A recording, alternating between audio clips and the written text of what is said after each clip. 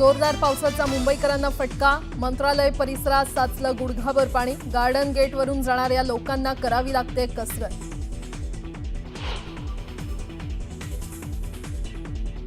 मुंबईमध्ये जोरदार पावसामुळे कुर्ला, सायन, माटुंगा, मस्जिद बंदर आणि बदलापूर रेल्वे स्थानकात साचलं पाणी।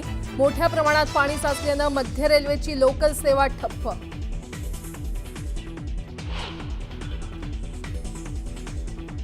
मुंबईमध्ये जोरदार पावसामुळे शहराच्या अनेक भागांमध्ये भरलं पाणी। हिंदमाता आणि किंग्स सर्कल पंपिंग स्टेशन बंद।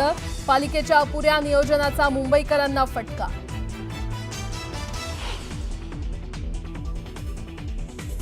बदलापूरमध्ये रेल्वेच्या भुयारी मार्गात साचलेल्या पाण्यात कार बुडाली। कार चालकानं प्रसंगावधान राखल्यानं थोडक्यात बचावला।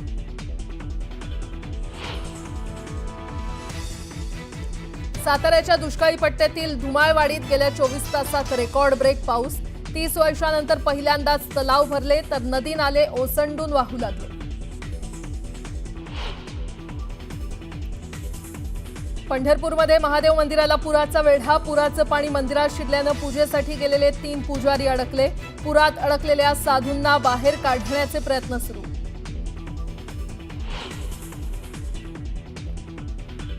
पुणे जिल्ह्याच्या भोरगिरी, भीमाशंकर भागात मुसळधार पाऊस। भीमा नदीला पहिल्याच पावसात पूर। नदीवरचे अनेक पूल आणि बंधारे पाण्याखाली।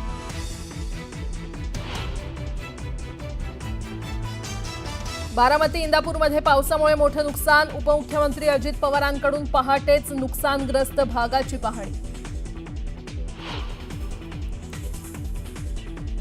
फलटण तालुक्यात मुसळधार पावसामुळे बाणगंगा नदीनं ओलांडली धोक्याची पातळी। नदीकाठच्या घरांमध्ये शिरलं पाणी। नागरिकांना सतर्क राहण्याच्या सूचना।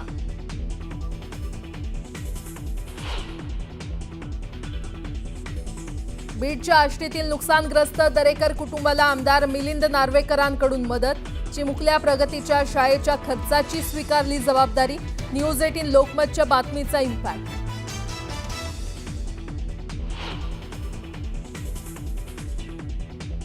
आणि संकेतस्थळावर आलेल्या तांत्रिक अडचणींमुळे लांबलेली 11वी ऑनलाईन प्रवेश प्रक्रिया अखेर आजपासून सुरू। नाव नोंदणीसह महाविद्यालय पसंतीक्रम भरण्याची सुविधा उपलब्ध होणार।